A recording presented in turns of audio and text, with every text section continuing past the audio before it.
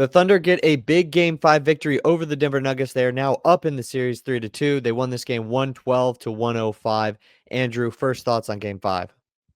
Yeah, I mean, this series has been one of the most competitive series we've seen in the semifinal round, and it's just been one of the more electric series to watch. A lot of close games besides Game 2, and in this game specifically, we got what we wanted in the MVP battle, Shea versus Jokic, to decide it. And really, they were the key factors in this game, especially down the stretch. I mean, just in general, Jokic had 44 and 15, another prime game from him. But down the stretch, SGA had 10 points and an assist, as well as Jokic, that turn away jumper, or not even jumper, but turn away 3-point shot over Hardenstein, kind of just bring the Nuggets back in that game. And he also had 11 points and a rebound within the last 3 minutes of that game. Just a true MVP battle, and something that we've been wanting all series long.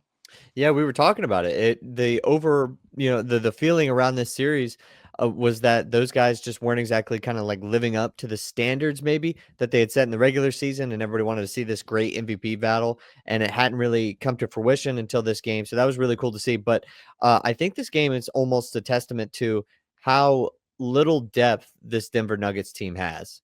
Jokic played out of his mind. He played really great. Obviously, kind of like slowed down, I would say, or this Denver Nuggets team really slowed down towards the end of this game. The Thunder outscored them 34-19 in the fourth quarter.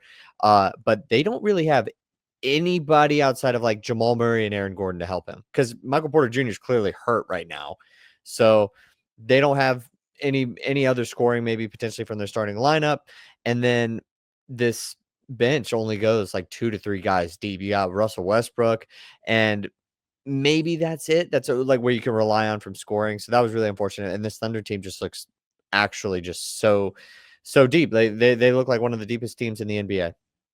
Yeah, that is the major difference between these two teams. You can't give Jokic a breather. He only sat down for 4 minutes in this game. Michael Porter Jr. had his second straight really bad game, and that is no like diss on him. He's dealing with like very clearly a lot, and he has only shot over 20% from the field once inside of this 5-game series so far. He shot 70% in the Game 3 win for the Nuggets, but besides that, he has shot from the field 12.5%, 14%, 20%, and 14% again. He isn't having a very good series, and that's not his. He can barely lift his right shoulder, I think it is. So that's just a testament to him even being out there, especially given the fact that this Nuggets team has no depth. Like Russell Westbrook brings the energy, and he is a good overall player, but you can't rely on him for consistent scoring. He only had one made bucket, and he just hasn't been the offensive threat you'd want him to be in the series. Watson is like there, but he's not a Yeah. consistent offensive scorer. And Julian Strawther just barely got inserted into this game. He hasn't been a factor in the series. So, like you mentioned, it's Christian Braun when he is playing well. It's Jokic, it's Murray, and it's Gordon, and it's those four players really. And those guys can only do so much as far as, I mean, obviously Jokic can really only do so much, but when you do rely so heavily on those three guys, as the series goes on, and it was definitely a point in the post game, you heard it, where it was like, okay, where else could they possibly get some quality minutes from? And that might be this team's demise. I think it's Michael Porter Jr.'s left shoulder, because it probably wouldn't be his shooting shoulder. Yeah. But I will say he clearly is playing with one arm right now. And I almost want to compare it to what's going on with Kristaps Porzingis of the Boston Celtics, where he's just been a no-show in that series as well because of that mystery illness that he's dealing with. Whenever a team doesn't, I mean, the Celtics have a fair amount of depth, but when a team loses a guy like that, and then they lose Tatum, and now they're really, really out of it. When it's the Nuggets situation, they already didn't have that sort of depth, and then they lose Michael Porter Jr. They're in a real hole as far as that is concerned. This Thunder team, though, 6 guys in double figures today.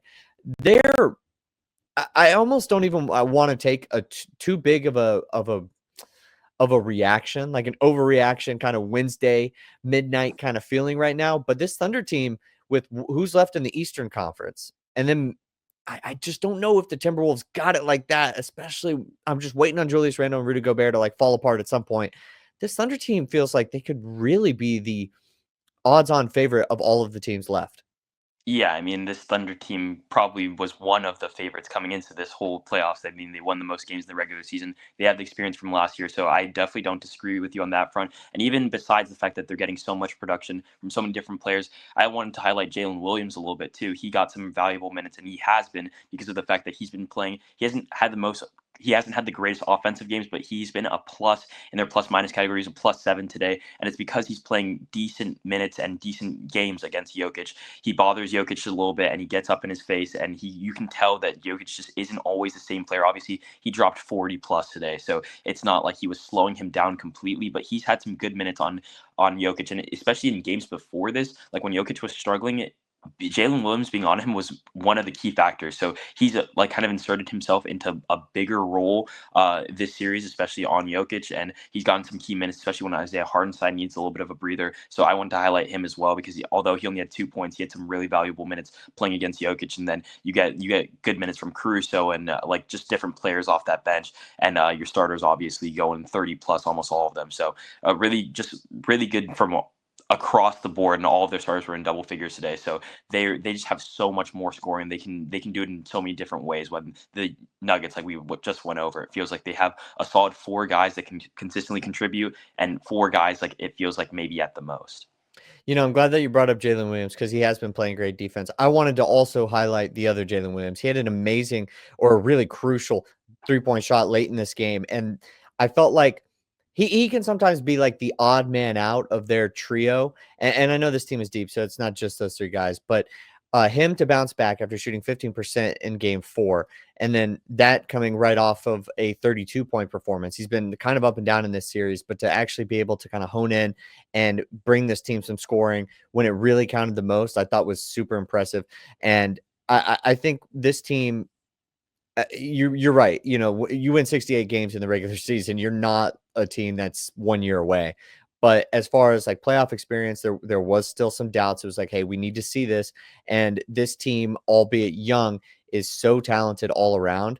This this might be the toughest series for them the rest of the way. In all honesty, I think the Timberwolves are a very, very good team, and they will battle hard. I'm looking forward to that potentially being the conference final. I mean, this series is not over like by any means, but if it is, and this team wins in Game 6, I'm really starting to think that this Thunder team can take this home, and this might be the closest series that we see. Yeah, I mean, Jalen Williams, just highlighting that point a little bit more, has definitely had an up and down series and even an up and down game. I mean, he airballed a three right before the one that he made to kind of put them in the driver's seat of that game, but he didn't really let the moment get to him, especially for a younger player. I think that was really important because the fact that he did drain that three, he put them up a little bit bigger than they were before. And although he wasn't having a great shooting night, he only went 5 for 14 from the field, 2 for 5 from three, which isn't bad, but only had 18 points as an all-star, as the second really offensive threat. I know the big three is like Shea and Jalen Williams, but as really the second main offensive scoring threat, he has had a little bit of an up and down series, but not letting the moment get to him, making that three and extending the lead a little bit out.